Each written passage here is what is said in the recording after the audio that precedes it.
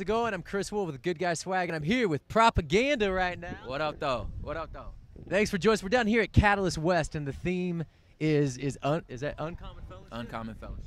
So it's awesome to have Propaganda here. He's originally from Los Angeles, California, Yes. and this is really good. I feel like you're maybe one of the few like voices out there that is kind of like speaking the Christian world actually from LA.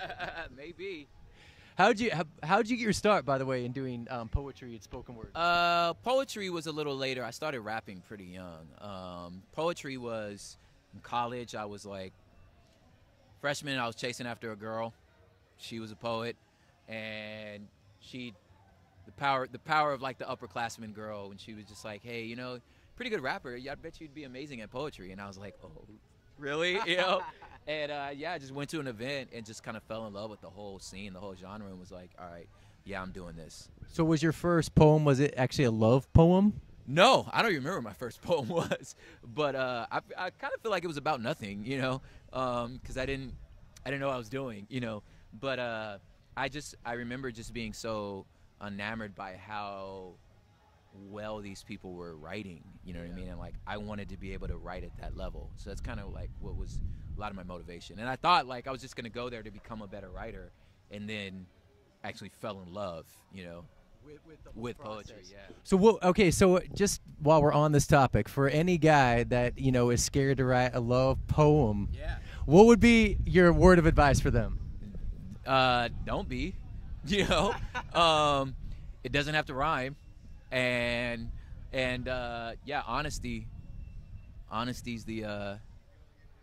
it's corny, but it's the best policy. Like, just dig and just be honest. Like, this how I feel about you, baby. You know what I'm saying? You just gotta go for it.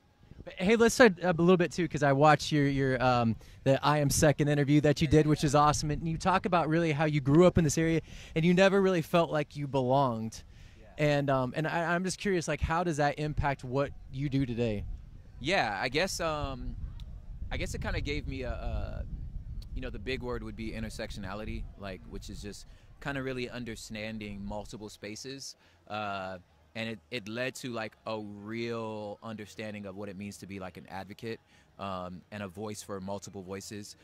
So being in that environment, one, just kind of knowing what it means to be marginalized, and two, being genuinely bicultural. Like, my father was involved in the civil rights movement. My father was a Black Panther, so I had no qualms about being black, but I just grew up in a Mexican neighborhood. So I just feel just as comfortable, in a Latino environment. So it's just that intersectionality, I think, has really been one of my greatest assets. Yeah. And speaking of voice, dang, dude, you got a voice. Like, I was like listening to your YouTube stuff, and I was like, man, Catalyst invited him, because I feel like you address a lot of issues that a lot of people are scared to address, and I'm just kind of thinking, like, if we really want to have uncommon fellowship and we're talking about racial reconciliation, what does that mean, and how can you speak to what guys can do in their communities and their neighborhoods about that? Yeah, I think the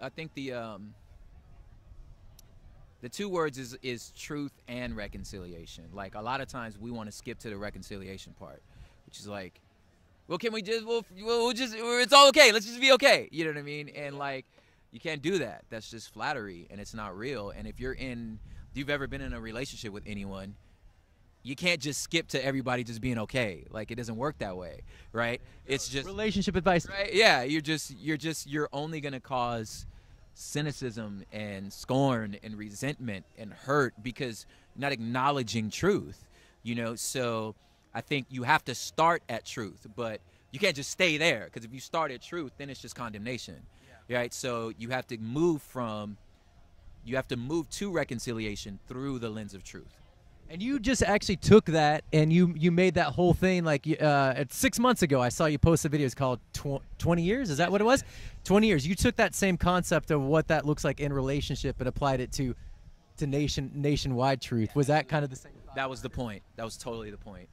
Well, I want to ask you too, like, since the website's called Good Guy Swag, what would be your definition of a good guy? Man, a good guy is one that's willing to humble himself, not just leverage his privilege, but to give it away. A good guy's the truly powerful are willing to give away their power, willing to lose it. So Good Guy Swag, dog, find a way to take that power and lose it. That's beautiful, man. And one more question to ask you too, because one of the things that you had mentioned when you did that I Am Second is you talked about like how you never really felt like you were was it the alpha male? Is that what you're talking about? Well, we explain a little bit of that. Yeah, well, like I don't have a March Madness bracket. I don't either, man. Yeah, I don't know who's in the Final Four. I don't want to go hunting. I don't care. You know what I'm saying? So yeah, like those types of things that just are traditionally like sort of quote unquote masculine roles. Like I'm just not that dude. You know? You're just propaganda, man. I'm just propagy. Yeah. Propaganda. Thank you so much for spending time. If anyone wants to find out more about you, where can they find that? Man, you should go to Prop Hip Hop. That's all my socials. They're just Prop Hip Hop. It's all that. Okay. It's all there. All your spoken words, everything is there to purchase. There'll be links. There'll be links. Okay. Yeah. What else? Is there stuff on Amazon? Is there stuff on iTunes? On iTunes, Spotify. It's all under Propaganda. Yeah. All right, you guys. So you just heard Propaganda. Thank you so much for joining us.